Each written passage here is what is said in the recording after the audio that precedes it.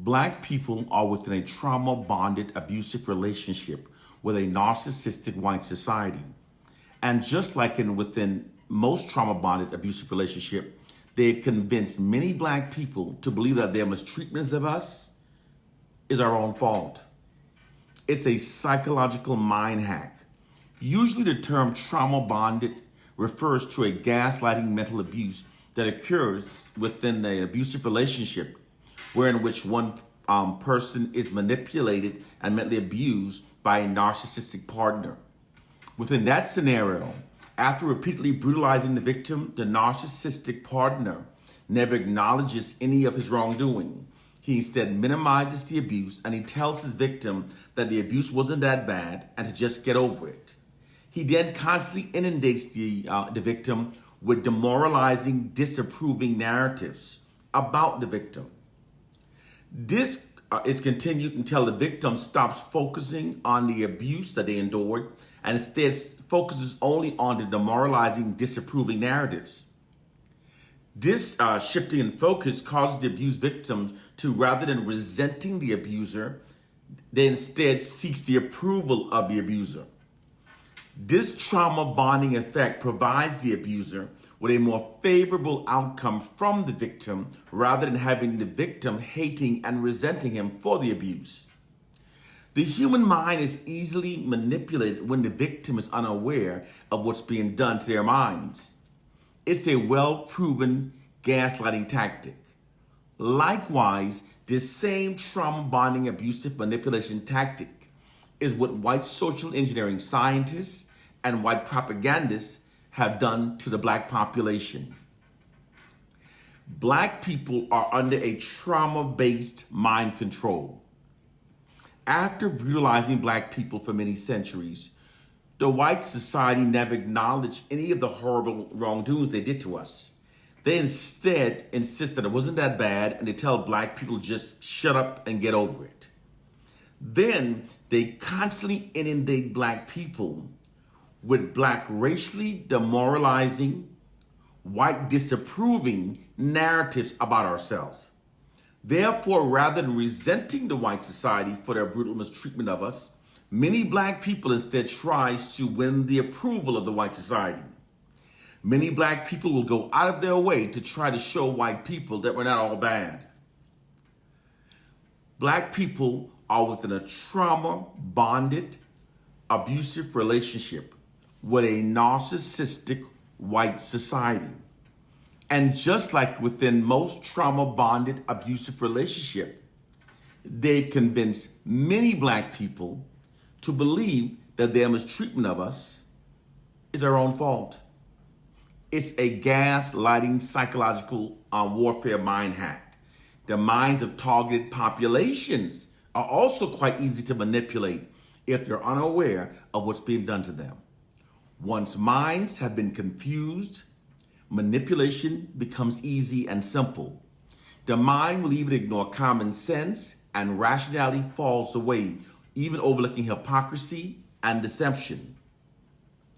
As a means of facilitating the white society's ongoing long-term oppression of black people, white oppressive forces routinely deploys gaslighting psychological warfare tactics against the black population.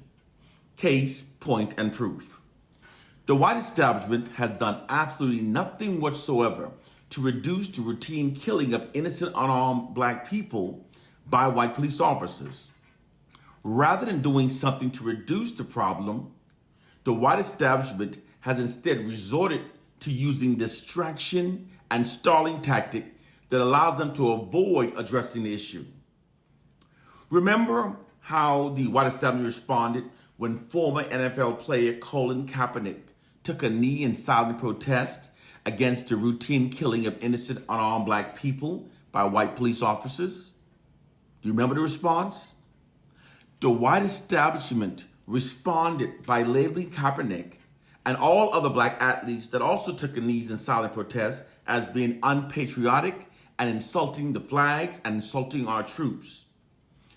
Those responses of black athletes lacking in patriotism was merely a distraction tactic. It's intentionally designed to divert attention away from the issue of black victims being routinely killed by white cops.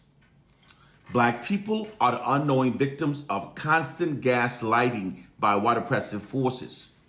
Usually the term gaslighting is a psychological abuse also associated with individual relationships, wherein which one person is being manipulated and mentally abused for the benefit of another.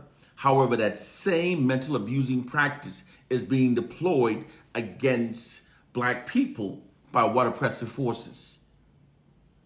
Within this scenario, this gaslighting scenario, it's an insidious form of mental abuse wherein which the issues being presented by the oppressed is never acknowledged nor legitimized by the white oppressors. The oppressors instead always present counter narratives that deflects attention away from the protests. Through this practice, information is always twisted, spun, and or selectively omitted to always favor the oppressors. This practice is continued until the black oppressed begin to doubt the merit of our own protests and then eventually stops protesting. Many black people begin to doubt that their reasons for protesting, and they doubt that there's a cause given that the dominant society is not recognizing our protest, therefore it lacks merit. This is how the white establishment subdued the kneeling protests by black athletes without ever addressing the issue. They just kept deflecting from it until the black athletes became mentally fatigued and stopped protesting. This gaslighting tactic is also what's actually being done to black people when the white establishment labels us as being racist towards white people for merely protesting or speaking up against white racism against us. This tactic shifts the focus away from the racist system by the white society and forces the black protester to instead engage in defending themselves against the false accusations of being racist towards the white society. Meanwhile, the true issue of racism towards us is never addressed by the white society. This gaslighting practice is also the reason behind the white establishment declaration that all lives matters. All lives matters has never been the belief system held by the white society. Their history proves this. They're now only using the statement that all lives matters to deflect and to diffuse the moral statement that black lives matters. Within this gaslighting system, the white establishment is never acknowledged as morally wrong, and the black oppressed are never acknowledged as morally correct. The mind is easy to manipulate when the victims are unaware of what's being done to us. This gaslighting system allows the white oppressors to treat all issues presented by the black population like a can being repeatedly kicked down the road rather than picked up and addressed. They continue kicking the can down the road, metaphorically speaking, while never addressing the actual issue that's being presented by the black population. They continue this gaslighting tactic until the black protesters become mentally fatigued and stop protesting. The ruling white elites secretly perceive true equality for black people as being the erosion of their white dominance. Therefore, nowadays, whenever black people protest any inequality by the white establishment, rather than addressing those grievances, this gaslighting tactic allows the white oppressors to divert and distract from the protest, thus preventing the erosion of their dominance. This system allows the white oppressors to treat any issue, like to dismiss any issue by the black population, while confusing us. Therefore we don't revolt, we're just more confused. Those who say that we are now our own worst enemies are in fact the most ignorant among us. Not all wars are fought on the battlefield. Most are fought in the mind. This especially applies to domestic warfare. The truth of our plighted condition are finally coming forward.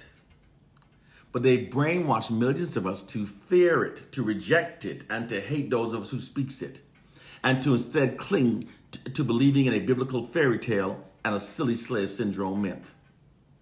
Those are falsehoods that keeps our minds dumbed down and mentally enslaved for the benefit of our oppressors. It is time to wake up to our reality. Those black people who think that way, they are functioning as wardens of their own mental prisons. It is time to wake up to our reality. One love and peace.